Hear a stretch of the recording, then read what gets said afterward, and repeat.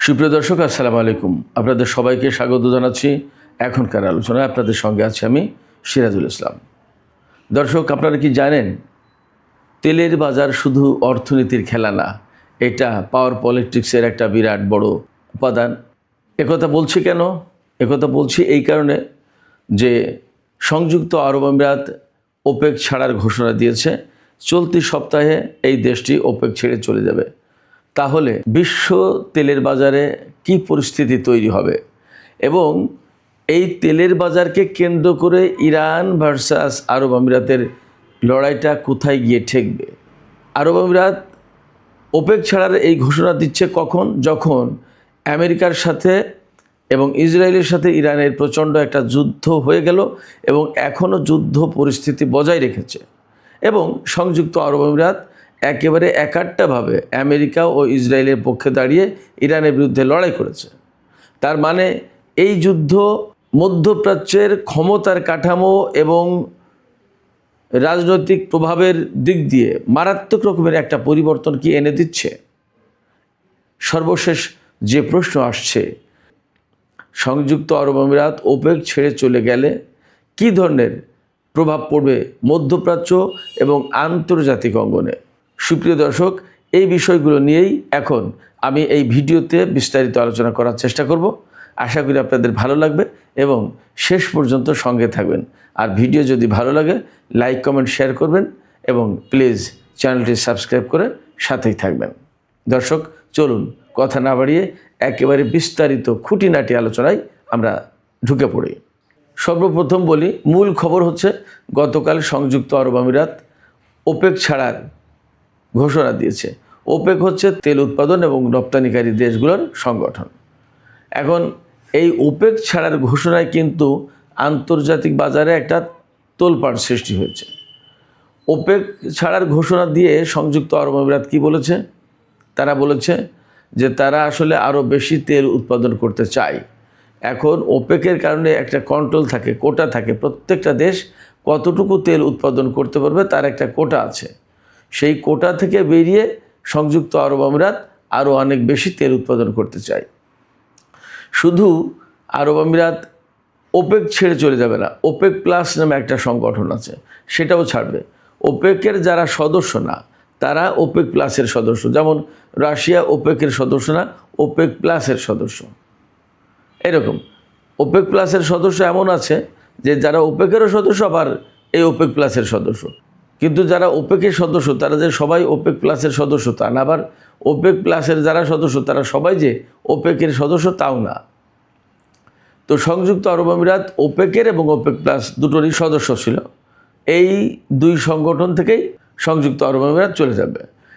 এখন সংযুক্ত আরব আমিরাত যদি ওপেক ছেড়ে দেয় বা ওপেক প্লাস ছেড়ে দেয় তাহলে কি হতে যাচ্ছে? যা হতে পারে সহজে বলি, তেলের বাজারে একটা বড় ধাক্কা লাগবে। কারণ সংযুক্ত আরব আমিরাত এখন 3 থেকে 3.5 মিলিয়ন অর্থাৎ 30 লাখ থেকে 35 লাখ ব্যারেল তেল উৎপাদন করতে পারে। তার ক্যাপাসিটি আছে 40 লাখ ব্যারেল তেল উৎপাদন করার, অর্থাৎ সে আরও প্রতিদিন অন্তত 5 লাখ ব্যারেল তেল উৎপাদন করতে পারবে বেশি। এই 5 লাখ ব্যারেল তেল উৎপাদন করা মানেই হচ্ছে ইউরোপের কোনো দেশের একদিনের ভালো চাহিদা পূরণ হয়ে যাওয়া। সেক্ষেত্রে সংযুক্ত আরব আমিরাত যদি তেল উৎপাদন বাড়ায় তাহলে ইউরোপের দেশ আমেরিকা এদের খুশি হওয়ার কথা। কারণ আপনারা জানেন যখনই উৎপাদন বাড়বে তার মানে সাপ্লাই বেড়ে গেল, আর সাপ্লাই বেড়ে যাওয়া মানেই কিন্তু দাম কমে যাওয়া। ফলে পশ্চিমা দেশগুলো যারা তেল নির্ভর দেশ, যারা তেল আমদানি করে, তারা কম টাকায় তেল আমদানি করতে পারবে, এতে তাদের খুশি হওয়ার কথা। ওপেক যদি ছেড়ে যায় সংযুক্ত আরব আমিরাত তাহলে ওপেক এই সংগঠনটা কিছুটা দুর্বল হবে। কারণ আপনারা সবাই বুঝতে পারছেন প্রতিদিন 30-35 লাখ বা 40 লাখ ব্যারেল তেল উৎপাদন করা খুব সহজ কথা না। আন্তর্জাতিক বাজারে এর একটা গুরুত্বপূর্ণ অবস্থা আছে। তেল উৎপাদনের দিক দিয়ে মধ্যপ্রাচ্যে সৌদি আরব এবং ইরাকের পরেই আরব আমিরাতের অবস্থান, তার মানে বেশ গুরুত্বপূর্ণ একটা অবস্থানে আছে। এই গুরুত্বপূর্ণ অবস্থানে থাকা দেশটি যখন ওপেক থেকে বেরিয়ে যাবে তখন কিন্তু ওপেক দুর্বল হয়ে যাবে। যখন সংযুক্ত আরব আমিরাত বেরিয়ে যাবে তখন ইরাক এবং নাইজেরিয়ার মতো দেশ ওপেক থেকে বেরিয়ে যেতে পারে। তারাও চিন্তা করতে পারে, তারাও ভাবতে পারে যে আমাদের যে 20 লাখ ব্যারেল বা 25 লাখ ব্যারেল বা যাই থাকুক যে তেল উৎপাদনের কথা কোটা বেঁধে দিয়েছে, এই কোটা থেকে আমরা বেরিয়ে গিয়ে আমরাও বেশি তেল উৎপাদন করব। তার মানে ওপেক নামে যে সংগঠনটা ছিল সেই সংগঠনের ভেতরে একটা বিশৃঙ্খলা তৈরি হবে। আরও সদস্য যদি বেরিয়ে যায় এই সংগঠনটা দুর্বল হয়ে যাবে। ওপেক গঠন করার ফলে কি হয়েছিল? ওপেক গঠনের ফলে তেল যে যার মতো ইচ্ছা করে তুলতে পারে না এবং এতে তেলের বাজার একটা স্থিতিশীল অবস্থা থাকে এবং দামও মোটামুটি একটা বেটার অবস্থায় থাকে।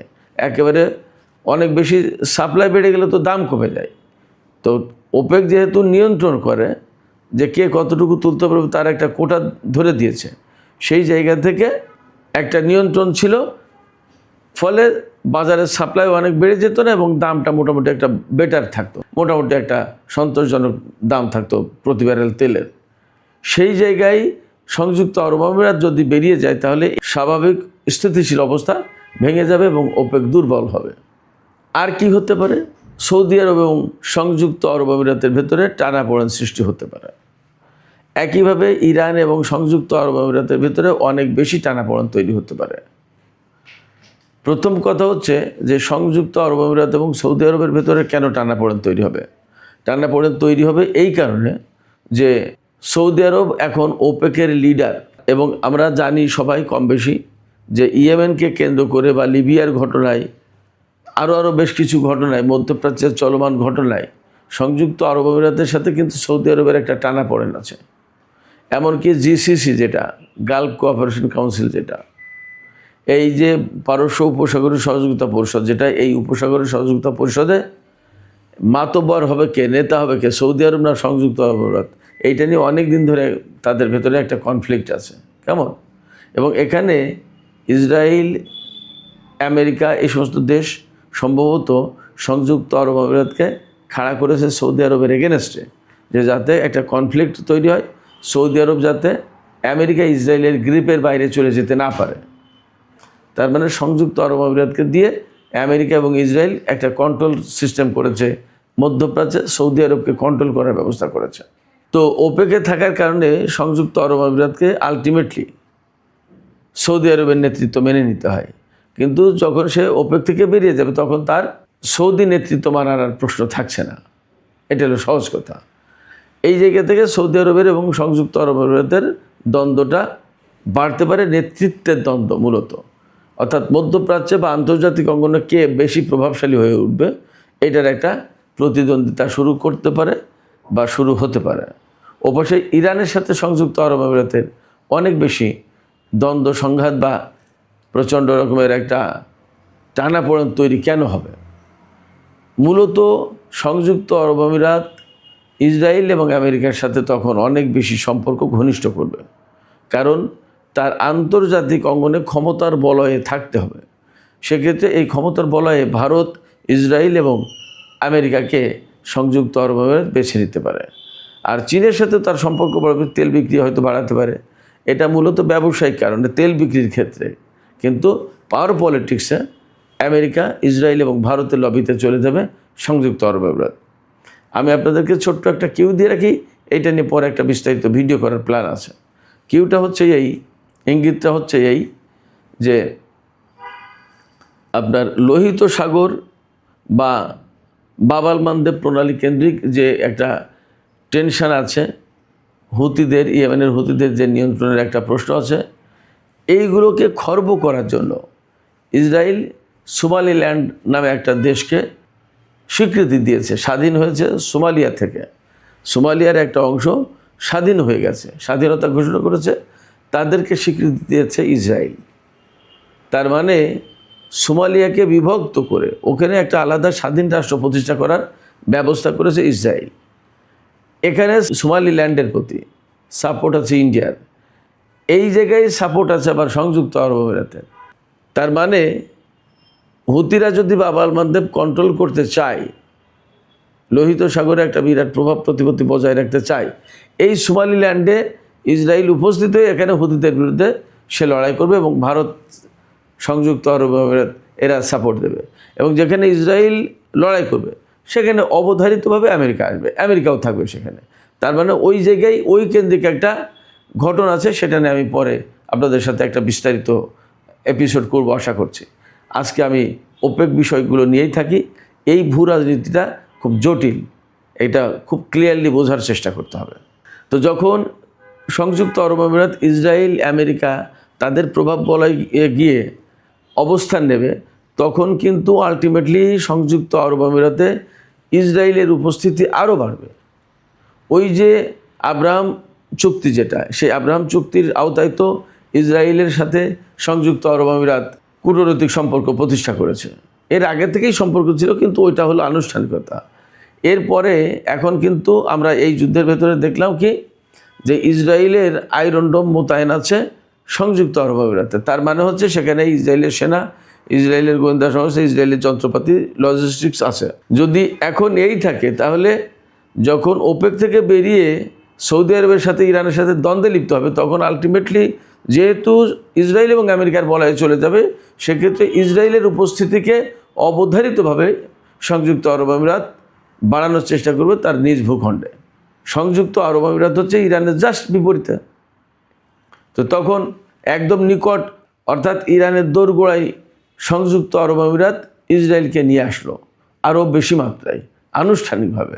এখনও তো ঘোষণা দেয়নি, হয়তো ঘোষণা দিয়ে আনবে।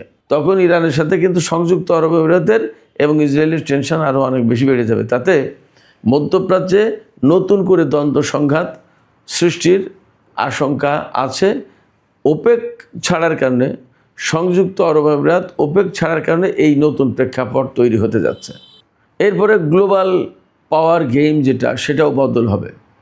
কীরকম বদল হবে? ওই যে ইরান, রাশিয়া, চীন এরা যেহেতু এক বলয়ে, তখন আলটিমেটলি সংযুক্ত আরব আমিরাতকে কেন্দ্র করে, এখন যেমন ইরানকে কেন্দ্র করে রাশিয়া এবং চীনের একটা অবস্থান, তখন সংযুক্ত আরব আমিরাতকে কেন্দ্র করে আমেরিকা এবং ইসরায়েলের একটা বিশেষ বলয় গড়ে উঠবে, যে বলয়ে যোগ দেবে ভারত। এখন পশ্চিমা দেশগুলো, বিশেষ করে নেটো সদস্য ইউরোপের দেশগুলো, তাদের ভূমিকা কী হয় সেটা একটা দেখার ব্যাপার। তবে সংযুক্ত আরব আমিরাত যদি ওপেক থেকে বের হয়ে যায়, তাহলে ওয়ার্ল্ড পাওয়ার গেম যেটা, সেখানে একটা বড় রকমের পরিবর্তন আসবে।